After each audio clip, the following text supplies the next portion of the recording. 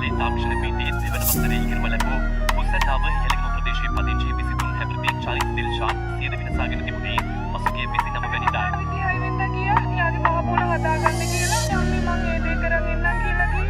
එයාට ගියාට පස්සේ වද යම් කිසි කෙනෙක් නවකවදී මුවාවේ ලිංගික හිංසනය ලිංගික අඩත්තියට කමක් කරනවා නම් එයාට අවුරුදු 10ක් වාසිය දඬුවම් දෙන්න. අනික බාහිර දේශපාලන බලපෑම් මේ නවකවදයෙන් වාසිවරන්නේ නැත. නවකවදේ නිසා දේශීය විශ්වවිද්‍යාල Hey kolek macam campus ini hina goda kia gana lolo tika karu meta setela sabareta bola ahinsaka yuke tatu kapwe kumata da gope oya pake wade nabatine kabadada Hey nabatine kabadada pasle bonno tika ado campus ekke tari talu wadabane nita hasa unisa palu dulu ahinsaka gola elune dukka pita lalu abadane hika kanda ballo tika kado wata bella banda suwa tari tage jive monna kamitu hadan nun nak topi banda suwe ahinsaka kolleke jive ado ditta damma vedaniya karmaya passen edi ekanera banda senda yone arahanda bella penna demma miyanta kedinada nitiyen sewanak labenne මගේ පුතා technical engineer කෙනෙක් වෙලා මලමිනියට අන්දලා තියෙන suit එක අරගෙන ගෙදරේ කියන ලොකෝ බලාපොරොත්තුකින් මායි මගේ නෝනා බලන්නේ මං